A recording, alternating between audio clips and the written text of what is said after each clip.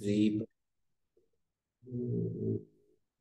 श्री गुरुभ्यो नमः। ओम मातृशक्तये नमः। सर्वेभ्यो नमः। ओम शांति शांति शांति। स्थित प्रज्ञस्य का भाषा जो प्रसंग है दूसरे अध्याय का श्रीमद् भगवद गीता का, उसके श्लोक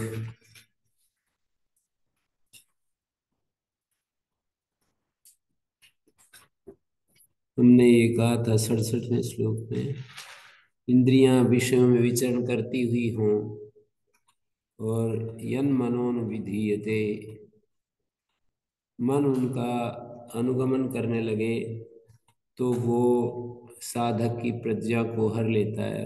जैसे वायु नौका को अपने साथ खींच लेती है, इसी तरह से इंद्रियाभिमुख मन बुद्धि को खींच लेता है। मन है वायु की तरह और बुद्धि है नौका की तरह।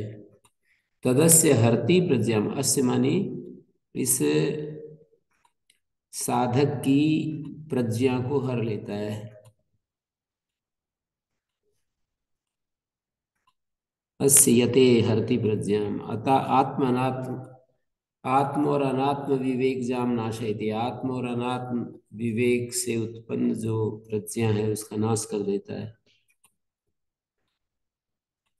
वायुर्नावम एवं बसी उदके जिगम स्थाम मार्गाद उद्धृत्य, जल में कोई जाने की इच्छा कर रहे होते हैं तो मार्गाद उद्धृत्य, मार्ग से एक तरफ ले जाता है। उन्मार्गे यथा वायुर्नावम प्रवर्तयति, मार्ग से हटाकर उन मार्ग में वायु नौका को प्रवृत्त करती है। एवं आत्म विषय प्रज्ञा मृत्वा, आत्म विषय प्रज्ञा का हरण करके मन विषय विषयाम करोति। कितना अच्छा लिखा।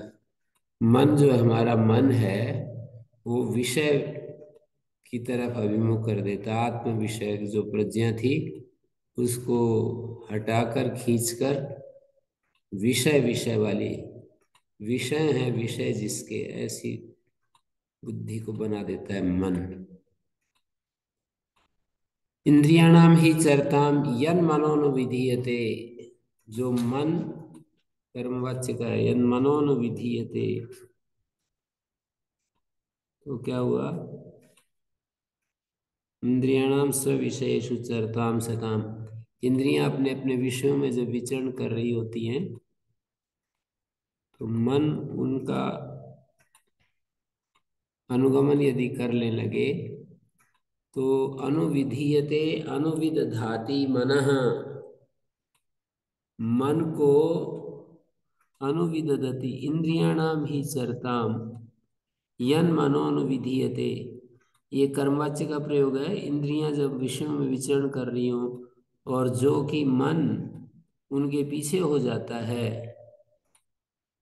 तदस्य इस यति की प्रज्ञा का हरण कर लेता है। जैसे वायु नौका में, वायु जल में नौका को खींच लेती है। इंद्रियाणाम ही चरताम, चरताम विचरताम, इंद्रियों का विषयों में विचरण, स्व विषयेषु चरताम सताम, इंद्रियाणाम स्व विषयेषु चरताम सताम, जब इंद्रियां अपने विषयों में विचरण कर रही हो, या चरताम इंद्रियाणाम, कर्म में षष्ठी मानेंगे या तो यूं कहेंगे इंद्रियाणाम अपने विषयों में विचरण कर रही हूं, या चरताम इंद्रियाणाम विचरण करती हुई इंद्रियों का, कर्म में षष्ठी मानेंगे तो इंद्रियाणी चरंती, और यत तो मन का विशेषण है। यन मनोन विधीयते, जो मन उनके पीछे चलता है। इंद्रियाणी चरंती, कर्म में षष्ठी, इंद्रियाणाम चरताम इंद्रियाणाम।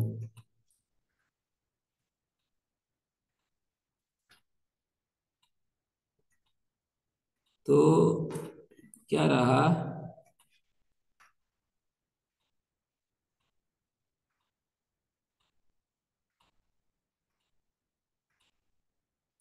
यहाँ पर यततोपि इत्यादि श्लोकाभ्याम उक्तस्यैव अर्थस्य प्रकृत श्लोकाभ्याम अपि कथ्यमानत्वादस्ति पुनरुक्ति इत्याशंका। यततो वि उपन्यस्तस्य अर्थस्य अनेकधा उत्पत्तिम् उक्त्वा तं च अर्थम् उपाद्य उपसंहरति। यततोपि ही कौन्तेय पुरुषस्य विपश्चिता यहाँ से लेकर के अनेक प्रकार से इसकी सिद्धि दिखाकर उपपत्ति युक्ति पूर्वक उसको सिद्ध करके उस अर्थ का उपवादन करके उपसंहार कर रहे हैं। इंद्रियाणाम प्रवृत्तो दोषा उपपादितो यस्मात्, इंद्रियों के प्रवृत्ति में दोष बताया। इंद्रियां जब अपने विषयों में प्रवृत्त होती हैं तो दोष शुरू हो जाते हैं। इसलिए यस्य यते, जिस यति की निग्रहतानि सर्वदा सर्वसः, जिस यति की इंद्रियां सब तरफ से निगृहित होती हैं, सर्व प्रकार मानसादि भेदेर इंद्रियाणि इंद्रियार्थेभ्य, इंद्रियां इंद्रिय विषयों से जब निगृहित हो जाती हैं तो ये तो अगला श्लोक है। तस्माद् यस्य महाबाहो निगृहीतानि सर्वशः, इसलिए जिस यति का इन यस्य यतेः महाबाहो निगृहीतानि सर्वशः सर्व प्रकारे मानसादि भेदेर इंद्रियाणि इंद्रियार्थेभ्य, इंद्रियां जो है इंद्रिय विषयों से जब निगृहित हो जाती हैं, इंद्रियाणि इंद्रियार्थेभ्य निगृहीतानि भवन्ति तस्य प्रज्ञा प्रतिष्ठिता। दो श्लोक हैं 67 और 68। इंद्रियां विचरण कर रही हैं और मन उनके पीछे लग जाता है,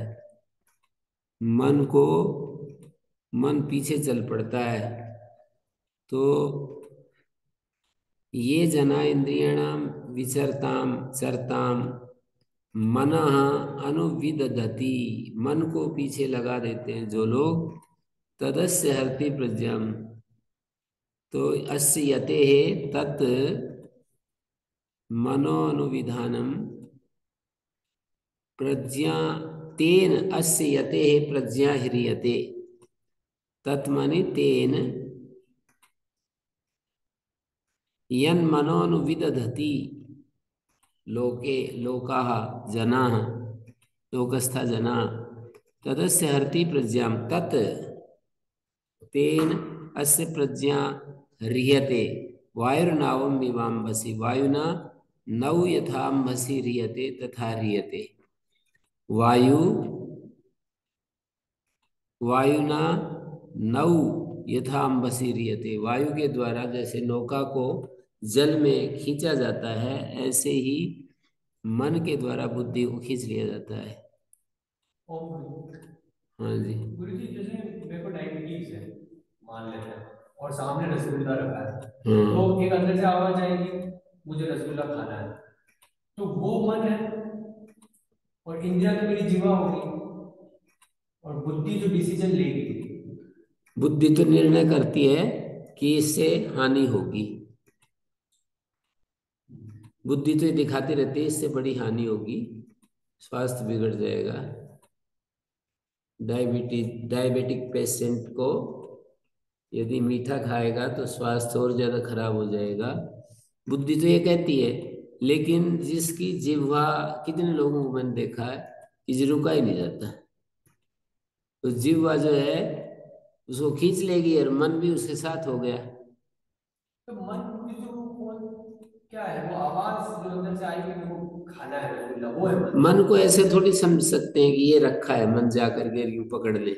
जैसे ये घड़ी रखी है, जैसे पुस्तक रखी है, ऐसे मन को अपने भीतर जा करके ना अंतर्मुख होकर के पकड़ा जाता। कार्यानुमेय पदार्थ, कार्य से अनुमान करते हैं उसका। प्रत्यक्ष अनुमान और आगम, तीन शास्त्र, तीन प्रमाण होते हैं ना, और प्रमाण से वस्तु का बोध होता है, यथार्थ ज्ञान होता है। तो आगम मानी शास्त्र बताता है, अनुमान मानी जो उसके कार्य हैं उससे अनुमान करते हैं, और प्रत्यक्ष मानी जो हमारे अनुभव में आ जाए। तो मन को समझने का तरीका यही है कि जो हमारी इच्छाएं होती हैं ना, कामनाएं होती हैं, और तृष्णा, कामना, इच्छा, इसके मूल में मन है। और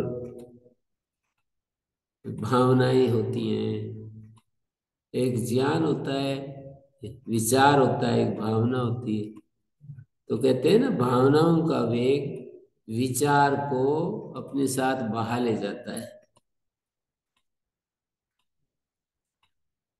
अच्छे साधक का चिन्ह यह है कि उसके ज्ञान से भावनाएं नियंत्रित रहे। पर सामान्य दशा में ज्ञान से भावनाएं नियंत्रित नहीं होती। भावना ज्ञान को टिकने ही नहीं देता, बहा ले जाता है भावनाओं का वेग। ज्ञान की कुछ भी नहीं चलती, भावनाएं इतनी प्रबल हो जाती हैं। आप इन उदाहरणों को देखिए। संसार अनित्य है, कितनी बार दूसरे लोगों को भी हम सुनाया करते हैं। अपना बेटा गुजर जाए तो उस समय संसार अनित्य है, ये ज्ञान कहाँ चला जाता है। ये दूसरों को हम सुनाते हैं, जब किसी के घर में कोई मर जाए, मौत हो जाए, तो संसार अनित्य है, ये तो भगवान को यही मंजूर था, चलो जो हो गया स्वीकार कर लो। ये सारे ज्ञान की बातें जब उसको दूसरे को कहते हैं ना, और जब अपने ऊपर आ पड़ती है ना, हमारा ही बेटा चला जाए, तो ये सारी जितनी कही हुई बातें हैं सब खत्म हो जाती है। यहाँ पर यही बात कही है कि यन मनोनुविधीयते तदस्य हरति प्रज्ञा, वो उसकी प्रज्ञा का अपहरण कर लेता है, जैसे वायु नौका को जल में अपहरण कर लेती है। ये उदाहरण सबसे अच्छा है ना। और भी कितने उदाहरण दिए जा सकते हैं। कितने लोग हैं जो ये कहते हैं कि भाई ब्रह्मचर्य की साधना हमारे जीवन के लिए आनंद से भर देने वाली है, पर भावनाओं का वेग इस ज्ञान को टिकने नहीं देता है। तो सामान्य स्थिति ये होती है मनुष्य की कि भावनाएं प्रबल होती हैं, ज्ञान नीचे दब जाता है। और ये योगी हैं और ये सब है ना, भक्त लोग हैं अंतिम कोटि के, इनका ज्ञान भाव प्रबल रहता है और भावनाएं उससे नियंत्रित रहती है। भावनाएं उनके ज्ञान के विपरीत चलती नहीं। ऐसा है सामान्य और विशेष का ऐसा फर्क है। सामान्य आदमी की भावनाएं सतह पर होती हैं, और ज्ञानी के का ज्ञान सतह पर होता है और भावनाएं उससे नियंत्रित रहती हैं। अपने भावनाओं का वेग अपने हिसाब से नहीं चलता, ज्ञान से नियंत्रित होकर के काम करता है। गुरु जी, अभी जो तीन प्रमाण बताए थे, ये कौन कौन से? आगम, अनुमान और तीसरा क्या होता है? प्रत्यक्ष। लेकिन हम तो आठ प्रमाण सुनते हैं वो तो आठ तीन में आ जाते हैं ना, कम से कम तीन है तो सारे के सारे इन्हीं में तीन में आ जाएंगे।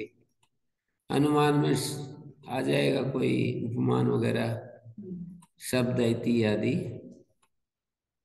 अनुमान में आ जाएंगे, कोई आगम में आ जाएगा, इतिहास जो है आगम में आ जाएगा।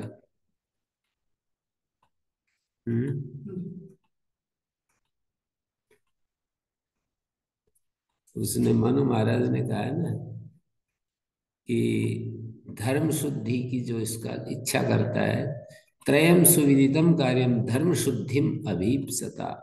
धर्म शुद्धि की जिसको अभीप्सा है, धर्म को मैं शुद्ध रूप में प्राप्त करूं, ऐसी जिसको इच्छा है, प्रत्यक्षम च अनुमानम च शास्त्रम च विविधागमम त्रयम सुविदितम कार्यम धर्म शुद्धिम अभीप्सता। प्रत्यक्षम च अनुमानम च शास्त्रम च विविधागमम, विविध आगम शास्त्र त्रयम सुविदितम, इन तीन को बिल्कुल अच्छे से जान लेना चाहिए। जो धर्म शुद्धि चाहता है, धर्म के शुद्ध तुम रूप को प्राप्त करना चाहता है, उसको ये तीन बिल्कुल साफ साफ ठीक कर लेने चाहिए।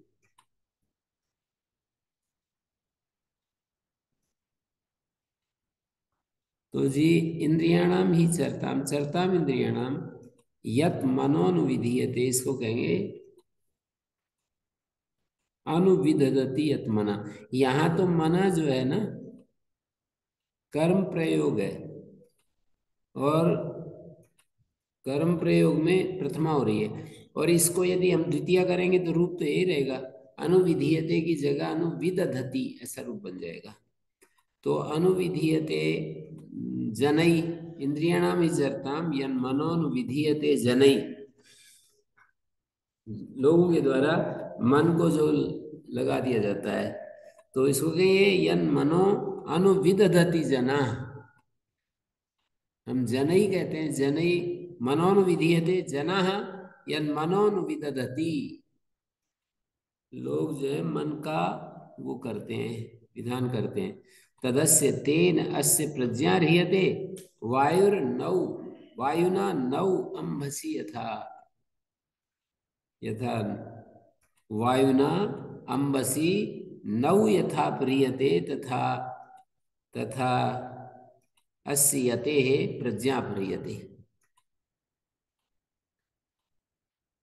तस्माद् यस्य महाभावो, इसलिए हे महाभावो, सर्वसा निगृहीतानि इंद्रियाणि इंद्रियार्थेभ्यः भवन्ति तस्य प्रज्ञा प्रतिष्ठिता। यस्य महाभाव निगृहीतानि इंद्रियाणि इंद्रियार्थेभ्यः भवन्ति अध्ययन करेंगे तो यस्य यते हे महाभाव, यस्य यते सर्वशः इंद्रियाणि निगृहीतानि भवन्ति, सर्वशः इंद्रियै निगृहीतैर् भूयते इंद्रियार्थेभ्यः भूयते भवन्ति भूयते, ऐसा कह रहे हैं। यस्य यते सर्वशः इंद्रियै इंद्रियार्थेभ्यः निगृहीतैर्भूयते, निगृहीतानि भवन्ति निगृहीतैर्भूयते इंद्रियाणि इंद्रियार्थेभ्यः, इंद्रियार्थेभ्यः इंद्रिय विषयेभ्यः इंद्रियै निगृहीतै सर्वशः भूयते। हाँ जी विजेंद्र जी समझ रहे हैं। यस्य महाभाव निगृहीतैर्भूयते इंद्रियाणि इंद्रियै इंद्रियार्थेभ्यः इंद्रिय विषयेभ्यः तस्य प्रज्ञया प्रतिष्ठितया भूयते।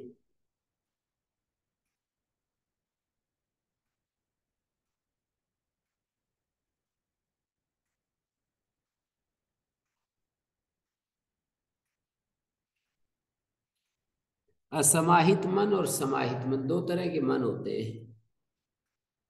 एकाग्र मन, जैसे मन में इच्छाएं तृष्णाएं बहुत प्रबल हो जाती हैं तो वो असमाहित हो जाता है, और मन एकदम शांत हो। कभी आप अनुभव करके देखना,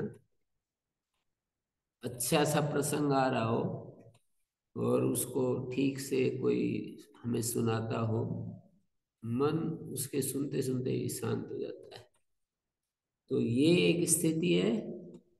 और संग दोष हो, जो लौकिक प्रबल वेग वाले लोग हों, लौकिक लोग, वो जीतना है, उसको पटकना है, उसको करना है, और उसके साथ में हमारा मन लग जाए उसकी बात सुनने में, तो हम भी फिर वैसे ही हो जाते हैं। संग जो है बहुत बड़ी चीज है। तो यस्य महाबाहो सर्वश इंद्रियाणि निगृहीतानि भवन्ति इंद्रियैर्निगृहीतैर्भूयते निगृहीतैर्भूयते इंद्रियै इंद्रियार्थेभ्यः निगृहीतैर्भूयते, इंद्रिय विषयों से निगृहीत होता है तस्य प्रज्ञा प्रतिष्ठिता। इंद्रिय विषयों से इंद्रियां यदि निगृहीत हो गई, शांत हो गई, अब आगे एक दो श्लोक में बताएंगे कि कैसा कैसे कि या निशा सर्वभूतानां तस्याम जागर्ति, या निशा सर्वभूतानां तस्याम जागर्ति संयमी, यस्याम जागृति भूतानि सा निशा पश्यतो मुने। ये कह रहे हैं सर्वभूतानां कृते या निशा भवति यया निशया भूयते तस्याम जागर्यते संयमिना, जागर्ति जागर्यते संयमिना, जागरी धातु से यक आया, फिर भी जागरी को गुण हो रहा है, विशेष सूत्र बना रखा। जाग्रो विचिन्नल गित्सु एक विशेष सूत्र बना रखा है, वहीं पर है ये सार धातु आर धातु के बाद जाग्रो विचिन्नल गित्सु फिर ये आता है पुगंत लघु दस। तो इंद्रिय या निशा सर्वभूतानां सर्वभूतानां कृते या निशा भवति तस्यां जागर्तिना संयमिना भूयते। तस्यां जागर्यते संयमिना, जागर्यते संयमिना ऐसा कह रहे हैं। यज्ञ होते हुए भी गुण हो गया जागर्यते, जागरो विचिन्नल गित्स। संयमी के द्वारा जब जागा जाता है, कब कब जागा जाता है? सब भूतों के लिए जो निशा है, सब भूत जिसको रात समझते हैं, तस्याम जागरती तस्याम संयमिना जागरियते। ये श्लोक के दोहरे दोहरे अर्थ है ना। एक श्लोक तो लौकिक दृष्टि से कहा गया कि जो सब भूतों के लिए जो रात होती है, संयमी के लिए वो वास्तव में ध्यान करने का साधन होता है।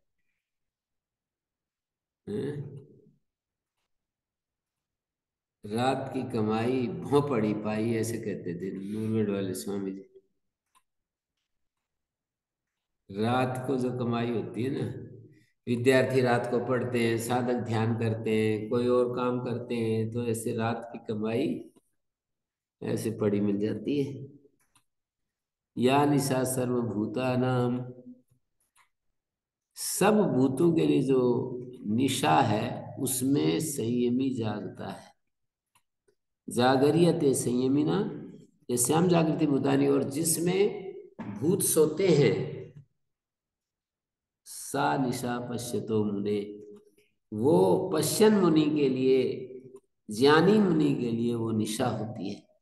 निशा का काम है सोना। तो यस्याम जागृति भूतानी, जिस रात में भूतगण जागते हैं, तो योगी पश्यन मुनि के लिए वो निशा है, रात्रि के समान है। जिसमें भूतगण जागते हैं, किसमें जागते हैं? तो कहेंगे लौकिक सारे विषयों में भूतगण जागते हैं। स्पर्धा में, एक दूसरे को गिराने में, एक दूसरे से आगे बढ़ने में, विकारों को खुला छूट देने में, काम क्रोध लोभ मोह अहंकार ईर्ष्या द्वेष विकारों को खुली छूट देने में जाग रहे हैं। और व्यर्थ वार्तालाप में जाग रहे हैं, और कड़वे बोलने में जाग रहे हैं। ऐसे जो 10 शरीर के 3, वाणी के 4, मन के 3 जो दोष हैं, एक प्रकार से जागना ही है। या निशा सर्वभूतानाम तस्याम जागर्ति संयमी तस्याम संयमिना जागरियते। तस्याम जागृति भूतानी, और जिसमें भूत जागते हैं वो निशा है। यस्याम भूतानि जागृति, यस्याम भूतैर्जागर्यते, भूतैर्जागर्यते, जागृति भूतानि भूतैर्जागर्यते सा निशा पश्यतो मुने, वो पश्यन मुनि के लिए रात है। जिन चीजों को लौकिक लोग महत्व देते हैं उनकी तरफ पीठ रहती है योगी की, और जिनकी तरफ लोगों की पीठ है उधर योगी का मुंह होता है। ऐसे बता रहे हैं योगी का मुख कहाँ होता है। योगी का मुंह कहाँ होता है, इसका उत्तर दिया गया है कि सब भूतों के लिए जो रात होती है उसमें संयमी जागता है, और जिसमें भूतगण जागते हैं वो निशा है। सब भूत जिसमें सोए रहते हैं, सब भूत किसमें सोए पड़े हैं? तपस्या में, संयम में, विवेक में, सहजता में सोए पड़े सब। और वो निशा की तरह उसमें तस्याम जागृति संयमी, वो उसमें जाग रहा है। जिसमें उदासीन है लोग, उस विषय में संयमी जाग रहा है। किसमें उदासीन है? सुबह उठने में और इन सब चीजों में उदासीन है ना लोग। और क्या क्या करने में उदासीन है, ध्यान करने में और कर्म फल का को स्वीकार करने में सब उदासीन है, उल्टा धकेल देते हैं। जैसे कोई कहे ना कि भाई ये सब कितना अपने अपने कर्मों को, बोले कुछ कर्मों को नहीं है, ये तो बस ऐसे ही है, अंधाधुंध चल रहा है मामला, ऐसे कह देंगे। जो सामान्य आदमी है ना, उसको कहीं श्रद्धा नहीं होती है, विश्वास नहीं होता है, और वो ऐसी भाषा बोल देगा, आराम से बोल देगा, कोई उसको जोर ही नहीं पड़ता जैसे। गुरुजी, ये जो अभी मन के तीन और वाणी के चार हैं? मन के तीन और वाणी के चार जो एक दोष विकार बताए, मन के लिए मन के जो तीन दोष बताए हैं और वाणी के चार, इनको स्पष्ट कर देते जा, मन के लिए 3 दोष, शरीर के 3 दोष हैं, चोरी करना, व्यभिचार करना और किसी को मारपीट करना। और इनसे उल्टा क्या है, चोरी का तो दान देगा, और मारपीट की जगह उसको दया आएगी, और अब्रह्मचर्य की जगह वो सेवा करेगा। तीसरा दोष व्यभिचार अब्रह्मचर्य आदि है ना, उसकी जगह सेवा में लगा रहेगा। ये वाणी के दोष हैं। नहीं, शरीर के बताए, पहले शरीर है, फिर वाणी है, फिर मन है, ऐसे क्रम से बता रहा हूं। शरीर के 3 दोष नहीं समझ आए, चोरी जारी, चोरी जारी मारपीट, हिंसा, हिंसा कहते हैं ना। तो फिर उसको बताया, चोरी की जगह तो साहूकारी और दान देना, लोगों का सहयोग करना, और जारी की जगह उसके ऊर्जा जब इंद्रिय सुख में लगती नहीं लगती है तो कहाँ लगेगी, काम में लगेगी, दुनियादारी के, दुनिया में जो काम हम करते रहते हैं ना उसमें लगेगी। और चोरी और हिंसा की जगह दया। ऐसे मन के 4 दो, वाणी के 4 दोष है ना, जैसे कठोर बोलना, झूठ बोलना, किसी की चुगली करना और व्यर्थ वार्तालाप करना, ये 4 दोष हैं। और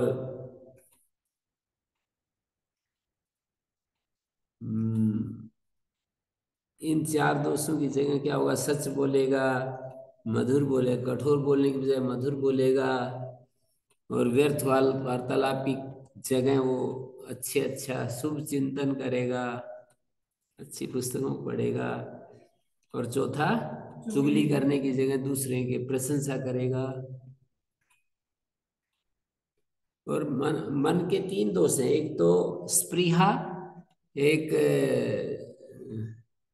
मन से दूसरों के पदार्थों को लेने की इच्छा, मन से दूसरों के पदार्थों को लेने की इच्छा।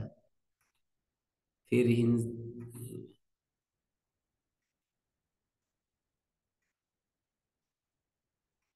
किसका चल रहा है, मन जी। एक तो होता है स्पृहा, बहुत ही इच्छाएं कर लेना, तृष्णा स्पृहा, ये मन का दोष है। और नास्तिकता, ये मन का दोष है। और पहला क्या बताया था शुरू में, स्पृहा, स्पृहा। दूसरा, मन से दूसरों के पदार्थों की इच्छा।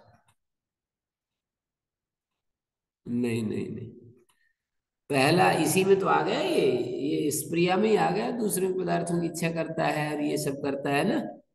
दूसरा है द्रोह करना दूसरों से। और तीसरा, तीसरा जो है स्पृहा। एक तो स्पृहा, एक तो द्रोह, और एक नास्तिकता। ध्रुव जिज्ञासा है, जैसे दूसरों को धोखा देना, दूसरों को मन से वो करना, मन से उनको एक तो व्यवहार में हम वाणी से बोलकर किसी को ठगते हैं, एक मन मन में ऐसे योजना बना ले, किसी को मन मन में ही करते रहे बस, फिर वो कभी ना कभी क्रिया में भी प्रकट होता है, पर मन को अलग विभाग कर रहे हैं कि मन से दूसरों के प्रति द्रोह करना और दूसरों को धोखा देने के बात सोचना और उनको बुरा मानना, अरे इनको कभी न कभी तो धूल चटाऊंगा, इनको देखूंगा, समय आने दे, ये सारी मन मन में करता रहे ना, तो ये मन का दोष है। समय आने दे भैया, अभी तो थोड़ा सा मेरे को चुप रहना पड़ेगा, समय आने पर इसको चखाऊंगा मजा, तो ये मन का दोष है। और नास्तिकता कुछ नहीं है, आत्मा परमात्मा कर्म फल वगैरह ऐसे ही बना रखे हैं, या फंड लोगन ये सब जो बोलते हैं ना ऐसे, तो ये नास्तिकता कही जाती है।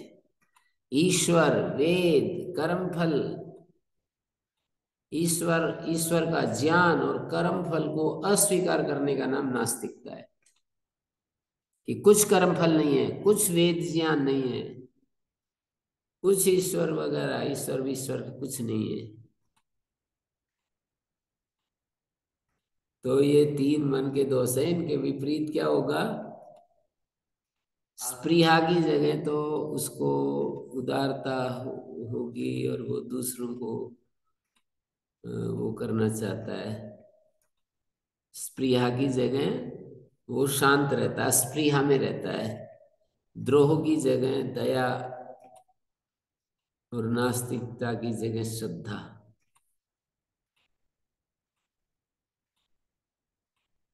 ठीक है। तो इनमें ये बताया कि भूतगण तो भाई बेकार के कामों में जागते हैं रात, और पश्चिम मुनि उस विषय में वो है, सोया पड़ा है, उसको कुछ पता ही नहीं, जैसे सो रहे हो तो कहाँ हमारे को कुछ पता ही, बेखबर हो जाते हैं ना बाहर से। तो पश्चिम मुनि क्या निशा बन जाती है, जो भूतों की वो हैं, प्राणियों की जो जीवन शैली है ना, प्राणियों की जो जीवन शैली है, वो पश्चिम मुनि के लिए रात, और सब भूतों की जो रात है, पश्चिम मुनि उसमें जाग रहा है, होश में है। प्राणी जहां बेहोश हैं, पश्चिम मुनि उसमें होश में है। और प्राणी जिसमें होश में है, पश्चिम मुनि बेहोश है। पश्चिम मुनि उधर से बिल्कुल बेखबर है, यही निशा है। यया सर्वभूतानां यया निशया भूयते तस्यां संयमिना जागर्यते, यस्यां भूतैर्जागर्यते तया निशया पश्यतो मुनेः निशया भूयते, तया निशया भूयते। निशा का रूप निशा से भी चलते हैं, और निशब्द भी होता है, एक सकारांत तालव्यांत, तृतीया में निशा बनता है, प्रथमा में भी। हाँ जी।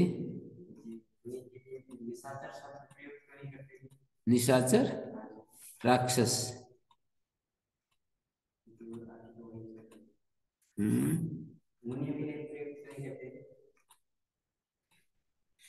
नहीं, ये तो एक विशेष संदर्भ में कह रहे हैं ना, कि जो ज्ञानी पुरुष है, विशेष अर्थ में प्रयोग किए हैं दोनों शब्द, कि सब भूतों के लिए जो निशा के समान अंधेरा छाया हुआ है, सब भूतों की जो निशा, निशा के समान निशा, आचार्य ने यही किया है कि या निशा रात्रि सर्व पदार्थ नाम अविवेक करी। तमय स्वभाव होता है ना इसका, निद्रा का।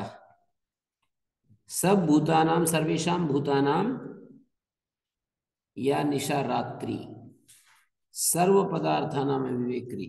निशा कैसी होती है, सारे पदार्थ गड्ढमड हो जाते हैं, रात अंधेरी रात हो तो हमें कुछ दिखता थोड़ी है, सब अविवेक करी हो जाती है, सबको भुला देती है, भेद खत्म कर देती है ना, कि ये खंबा है, ये गड्ढा है, ये कांटे हैं, ये सही रोड है, ये सब भेद खत्म कर देती है। अविवेक करी कहा है रात को, तमय स्वभाव होने से। तो कह रहे हैं या निशा रात्रि सर्व पदार्थानाम अविवेक करी तमय स्वभावता सर्वभूतानाम सर्वेशम भूतानाम किम तत्, परमार्थ तत्व जो है ना उसको भुला देती है, परमार्थ तत्व को भुला देती है ना रात। स्थित प्रज्ञस्य विषय,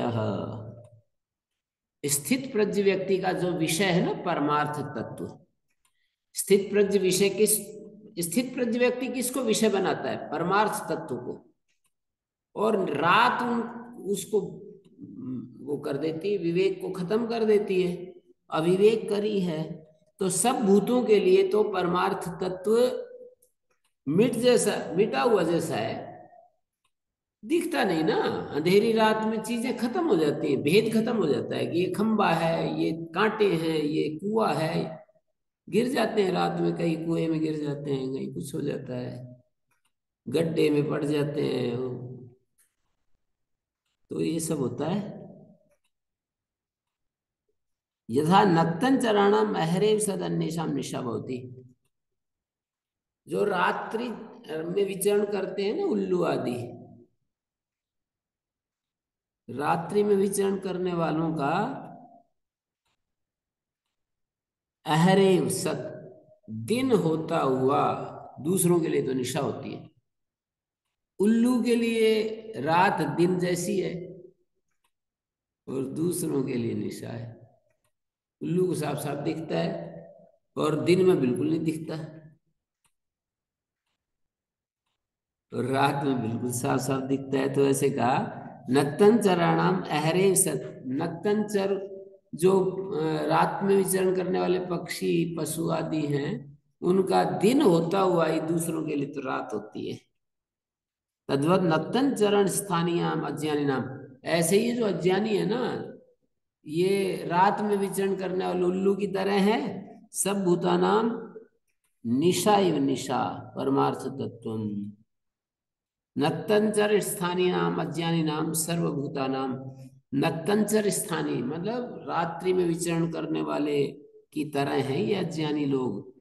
सर्वभूत, सर्वभूता नाम निशा निशा परमार्थ तत्व अगोचरत्वा तद बुद्धि नाम, कहते हैं उनको दिखाई नहीं देता परमार्थ तत्व, उनकी बुद्धि में आता ही नहीं है वो विषय, अतद बुद्धि नाम अगोचरत्वात्, आत्मज्ञान शून्य हो जाते हैं वे लोग।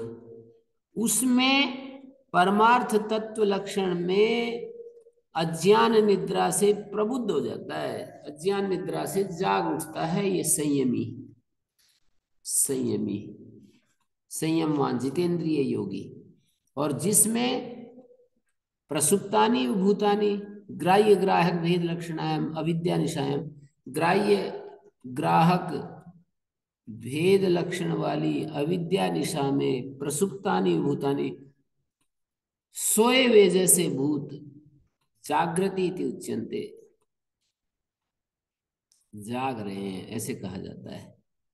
प्रसुप्ता स्वप्न दृशा सा निशा अविद्या रूपत्वात् परमार्थ तत्व पश्यतो मुनि, वो अविद्या रूप होने से परमार्थ तत्व पश्यत मुनि के लिए क्या है, सा निशा पश्यतो मुनि, जिसमें भूत जाग रहे हैं अविद्या निशा में, पश्यन मुनि के लिए प्रसुप्ता स्वप्न दृशा सा निशा पश्यतो मुनि, अविद्या रूप होने से पश्यन मुनि के लिए वो निशा है जिसमें भूत जाग रहे हैं। भूत किसमें जाग रहे हैं, किसमें जाग रहे हैं भूत, अविद्या निशा में जाग रहे हैं। अविद्या, अविद्या रूपी रात्रि में जाग रहे हैं। यस्याम प्रसुप्तानि भूतानि जागृति इति उच्यन्ते। सोए हुए ही जाग रहे हैं ऐसे कहा जाता है तो सोए हुए, पर अविद्या निशा में जाग रहे हैं। सा निशा, अविद्या रूप होने से वो निशा है। परमार्थ तत्व पश्यतो मुने।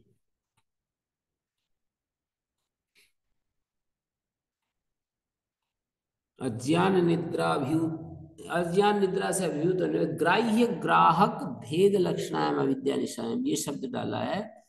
ग्राह्य माने विषय और ग्राहक माने मन सहित इंद्रियां।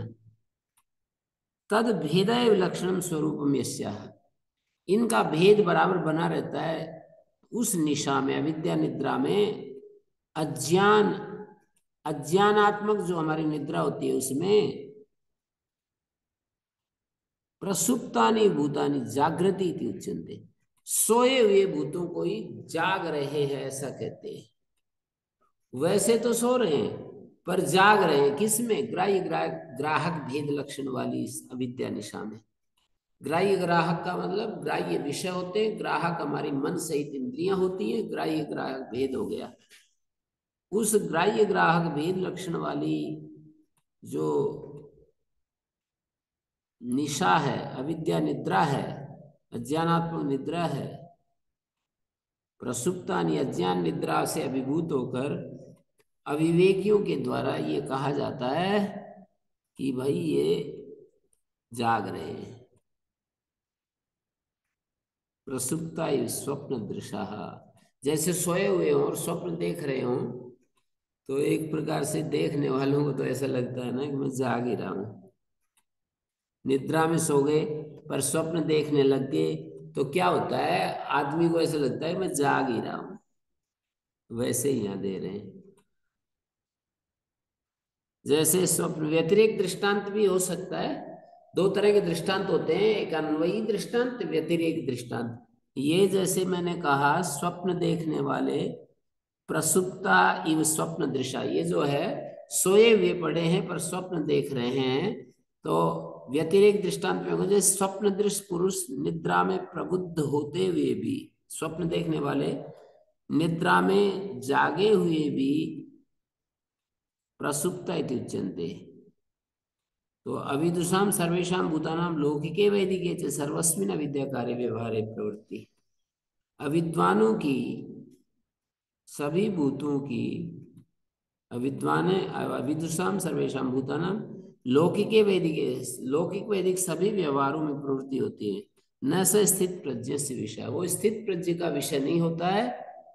तस्य आत्मानुभव व्यग्रत्वात्, निस्थित प्रज्ञ तो वैसे आत्मानुभव में डूबा रहता है।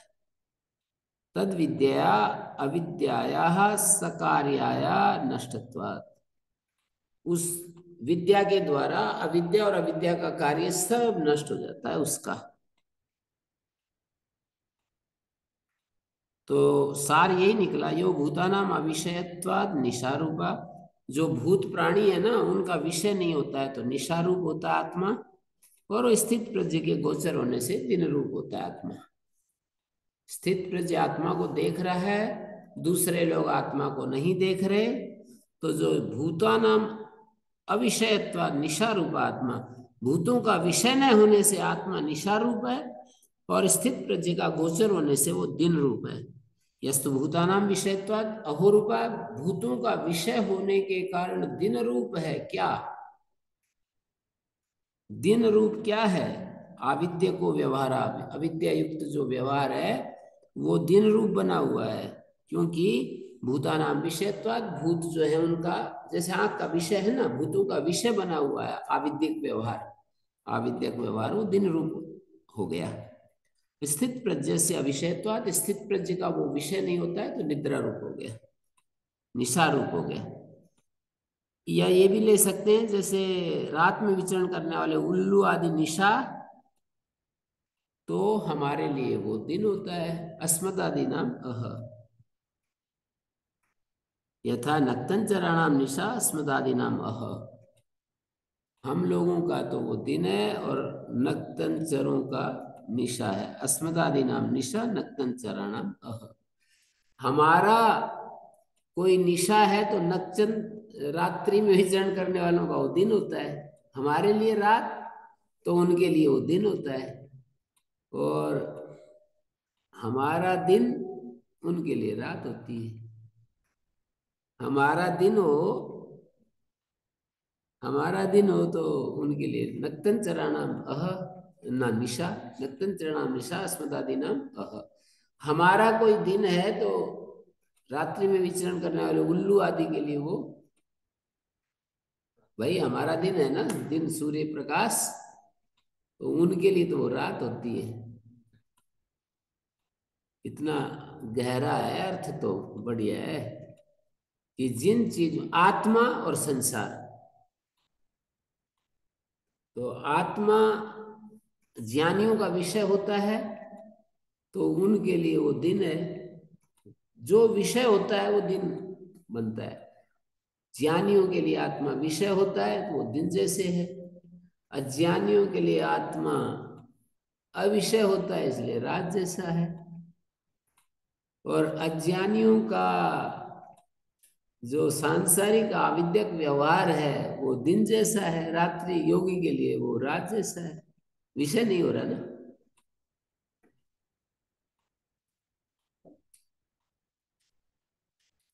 तो ये हमने पढ़ लिया, अच्छा है ये।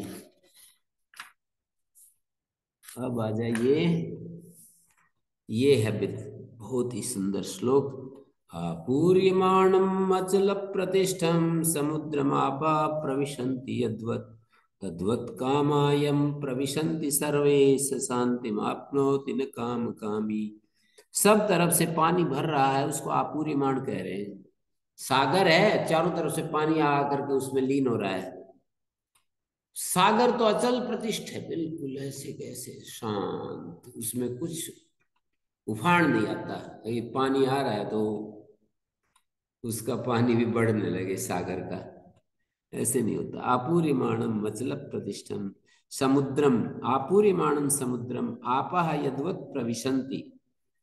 अचल प्रतिष्ठ समुद्र का विशेषण है, अचल है प्रतिष्ठा जिसकी। आपह समुद्रम प्रविशन्ति, जल समुद्र में प्रवेश करते हैं जिस तरह, तद्वत उसी तरह। कामायम प्रविशन्ति, जिसको संसार कामना कहता है, इंद्रियों के विषय, पद, प्रतिष्ठा, पावर, खूब धन की बाढ़ आ जाए, ये सब क्या कहते हैं, कामना। तो उसी तरह कामायम प्रविशन्ति सर्वे, ये सारी कामनाएं योगी में जाकर के सहज रूप में अपना अस्तित्व खो बैठती है, विलीन हो जाती है। योगी अपनी अचल प्रतिष्ठा में रहता है, उसमें कोई थोड़ा सा भी परिवर्तन ही नहीं होता। ये उपमा दी है। समुद्र में जैसे नदियां जाकर के लीन हो जाती है, पर समुद्र में कोई हलचल नहीं होती है, समुद्र में पानी थोड़ा सा भी ऊपर नहीं होता। उसी तरह से कामनाएं सब की सब प्रवेश कर जाती हैं, पर योगी अपने शांति में पड़ा बैठा रहता है, यस, बस लेटा हुआ है या जो भी काम कर रहा है शांति में, उसकी शांति भग्न नहीं होती। तो ऐसा व्यक्ति शांति को प्राप्त करता है। कामनाओं के पीछे जो दौड़ रहा है उसको शांति नहीं मिलती। न काम कामी शांति मापनोति, ऐसा व्यक्ति जो बिल्कुल एकदम धीर वीर गंभीर बना हुआ, कामनाएं चारों तरफ से आती हैं और उसको छूकर अंदर घुस जाती हैं, योगी बिल्कुल अपने उसी स्वरूप में, उसमें थोड़ा भी विकार नहीं होता है, परिवर्तन नहीं होता है, हलचल नहीं होती है, ऐसा कहना चाह रहे। आपूर्यमाणम अचल प्रतिष्ठम समुद्रमापा प्रविशन्ति यद्वत् अद्भि समुद्रः अचल प्रतिष्ठः आपूर्यमाणः प्रविश्यते। प्रथमा होगी द्वितीया से, यद्वत् आप का अद भी हो जाएगा, अद भी प्रविश्यते, क्या किम प्रविश्यते, आपूर्यमाणः अचल प्रतिष्ठः समुद्रः अद भी प्रविश्यते, तद्वत् कामई यह प्रविश्यते, सर्वै कामई यह प्रविश्यते, तेन शांतिराप्यते न काम कामिना।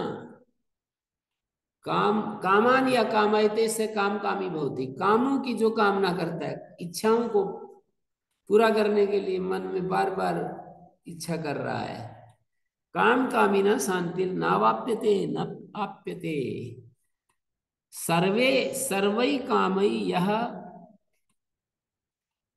प्रविश्यते, कामा यम प्रविशन्ति सर्वे सर्वै कामै यह प्रविश्यते तेन शांतिराप्यते न काम कामिना। विहाय कामान यस्सर्वान् पुमाश्चरति निःस्पृह निर्ममो निरहंकारा स शान्तिमधिगच्छति। कामान विहाय येन सर्वान् कामान विहाय, जो सब कामनाओं को बाहरी छोड़कर पुमाश्चरति निःस्पृहा पुंसा निःस्पृहेण चर्यते। पुमान निःस्पृहा चरति का अर्थ है पुंसा निःस्पृहेण चर्यते।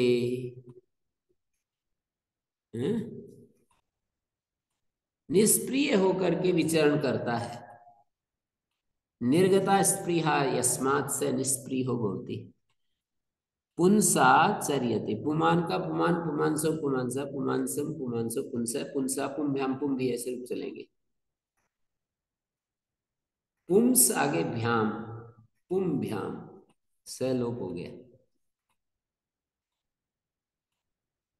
पुंसा पुंस आगे टा पुंसा, मकार को अनुस्वार हो गया न शब्दांत झली पुंसा।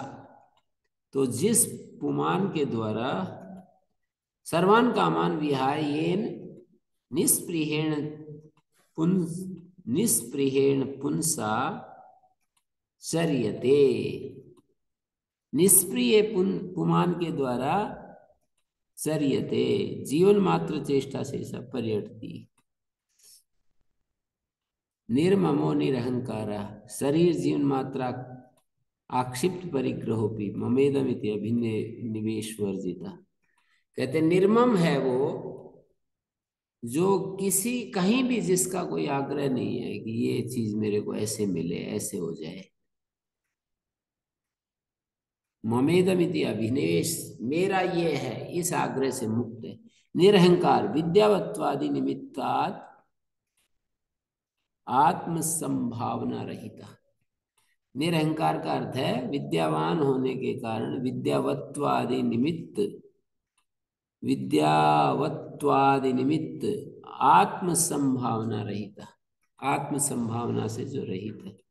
स एवं भूता स्थित प्रज्ञो ब्रह्मविद शांतिम सर्व संसार दुखों परम लक्षणाम। कहते हैं वो ऐसा स्थित प्रज्ञ व्यक्ति ब्रह्मविद है और वो शांति को प्राप्त करता है, ब्रह्म भूत भाव को प्राप्त हो जाता है। तो ऐसे कहेंगे येन सर्वान कामान विहाय निष्प्रियेण पुंसा चर्यते निर्ममेण निरहंकारेण निष्प्रियेण, ऊपर वाली पंक्ति में ये सब इकट्ठा हो जाएंगे। निर्ममेण निरहंकारेण निष्प्रियेण पुंसा चर्यते तेन शांतिरधिगम्यते, स शांतिम अधिगच्छति तेन शांतिरधिगम्यते, वो शांति को प्राप्त करता है। जो निर्मम हो जाता है, मेरा कुछ नहीं, निरहंकार हो जाता है, मैं कुछ नहीं, मेरा कुछ नहीं, मैं कुछ नहीं, वो उसको शांति मिलती है। ऐसा ब्राह्मी स्थिति पार्थ नैनाम प्राप्य विमुह्यति स्थित्वा स्यामंत कालेपि ब्रह्म निर्वाणं पृच्छति। ऐसा ब्राह्मी स्थिति उच्यते हे पार्थ, अनया ब्राह्म्या स्थित्या उच्यते नैनाम प्राप्य विमुह्यति। इस स्थिति को प्राप्त करके मोहित नहीं होता, विमोह को प्राप्त नहीं होता। स्थित्वा स्यामंत कालेपि, अंत समय में भी ये स्थिति आ जाए तो ब्रह्म निर्वाण मिल जाए, हो जाएगा। उसकी तो कथा ही क्या है, जो सारी जिंदगी ऐसा रहा, पर अंत समय में भी यदि ये मति हो जाए, स्थित्वा स्यामंत काले भी, अंत काल में भी इस बुद्धि में यदि कोई स्थिर हो जाए, कौन सी बुद्धि? विहाय कामान या सर्वान पुमाश्चरति निष्प्रिया निर्ममो निरहंकार, निर्मम निरहंकार हो जाए और संसार में अप्रभावित होकर विचरण करता रहे, निर्मम हो जाए, निरंकार हो जाए, तो कहते हैं ऐसा ब्राह्मी स्थिति पार्थ। हे पार्थ, ये ब्राह्मी स्थिति है, इसको प्राप्त करके मोह नहीं होता है। नहीं नाम प्राप्य मुह्यति स्थित्वास्याम अंत काले भी, अंत समय में भी यदि ये कोई आदमी स्थिर हो जाए, पूरी जिंदगी समझ नहीं आई, अचानक आ गई, किसी श्रवण से आ गई, पुस्तक से आ गई, प्रवचन सुनकर आ गई, तो वही कह रहे हैं नाम प्राप्य मुह्यति, इस स्थिति को प्राप्त करके फिर मोह नहीं होता। अंतकाल में भी इस स्थिति में स्थिर होकर के ब्रह्म निर्वाण मृच्छति, ब्रह्म निर्वाण को प्राप्त हो जाता है, मोक्ष को प्राप्त हो जाता है। ब्रह्म निर्वाण का अर्थ है मोक्ष, मोक्ष को प्राप्त हो जाता है, ज्ञान निष्ठा को प्राप्त हो जाता है। तो अनया ब्राह्म्या स्थित्या भूयते नैनाम प्राप्य न ऐसा प्राप्य विमुह्यति, नैनाम प्राप्य विमोहति न ऐसा, नहीं नहीं, प्राप्य तो वैसा ही रहेगा, नैनाम शांतिम प्राप्य, इस शांति को पाकर, न एनाम क्या, न एनाम प्राप्य, इसको प्राप्त करके विमुह, एनाम प्राप्य न विमुह्यते, ऐसा अन्वय, न जो है एनाम प्राप्य न विमुह्यते, मोह को प्राप्त नहीं होता इस स्थिति को पाकर।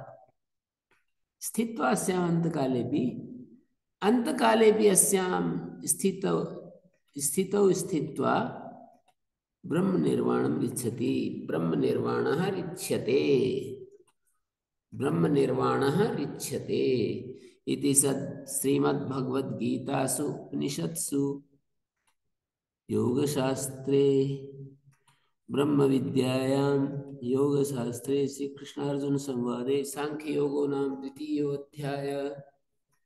सांख्य योग ये पहला, विषाद योग पहला अध्याय था, और दूसरा है सांख्य योग।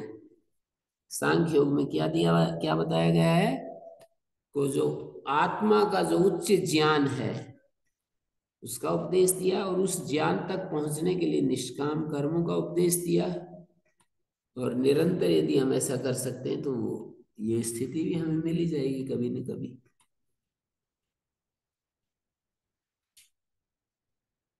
कैमुतिक न्याय बता दिया, स्थित्वास्याम अंत काले भी, अंत समय में भी वो हो जाता है, इसमें अंतकाल में भी यदि स्थित हो गए तो ब्रह्म निर्वाण मृच्छति, ब्रह्म निर्वाण रिच्छते, प्राप्यते। ओम शांति ही शांति शांति। श्री गुरुभ्यो नमः। अनुगृहीता स्मः।